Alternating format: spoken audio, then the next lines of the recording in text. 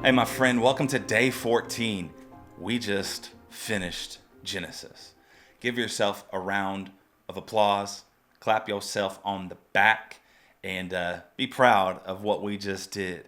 In 2 weeks, we finished Genesis, the foundational, the origin story of mankind and the narrative of salvation. And we just finished it, and we went through a lot here. Jacob's final days. We see Jacob pass away. Joseph's leadership, blessings spoken, which is what we're going to focus on today. We see the future of Israel shaped. We see deathbeds, inheritance, God's promises. And ultimately, the theme of today is who belongs to the promise? Who belongs to the promise? You know, the question these chapters are really asking is who receives God's promise, who carries Israel's future, who is included in God's family, and these questions drive Jacob's last words. Jacob does something that reshapes Israel forever, like really, like politically and geographically and structurally. He places Joseph's sons on his knees, Ephraim and Manasseh, and they become his actual sons. They're no longer just Jacob's grandsons, Joseph's sons. They are legally Jacob's full sons and full heirs to Israel. It's an adoption. It's an ancient adoption ceremony, and this adoption changes Israel's entire tribal structure.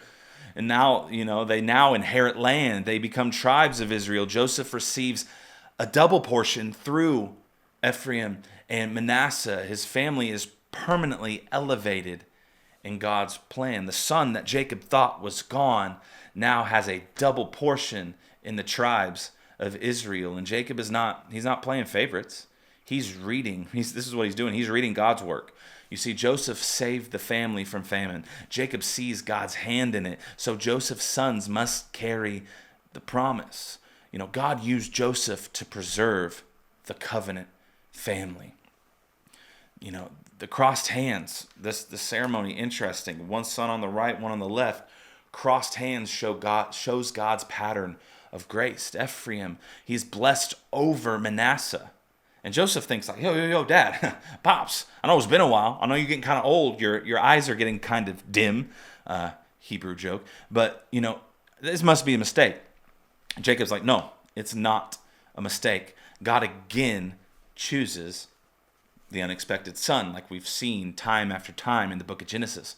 Isaac over Ishmael, Jacob over Esau, Joseph over Reuben, and now Ephraim over Manasseh. God's promises run on grace, not birth order. Come on, somebody. Don't matter where you were born, when you were born. It matters about the grace of God placed on you from the Father.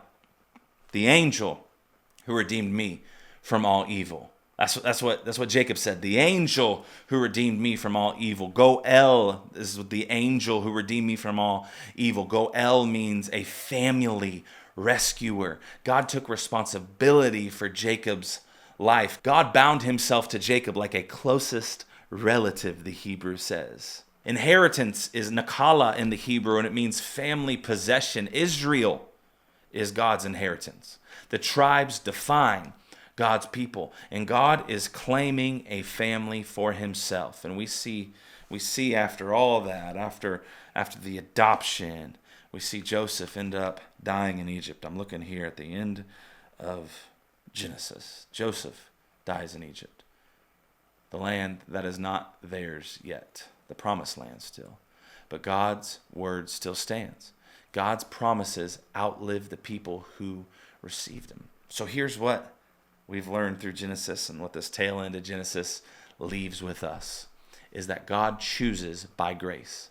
God secures his family, and God keeps his promises.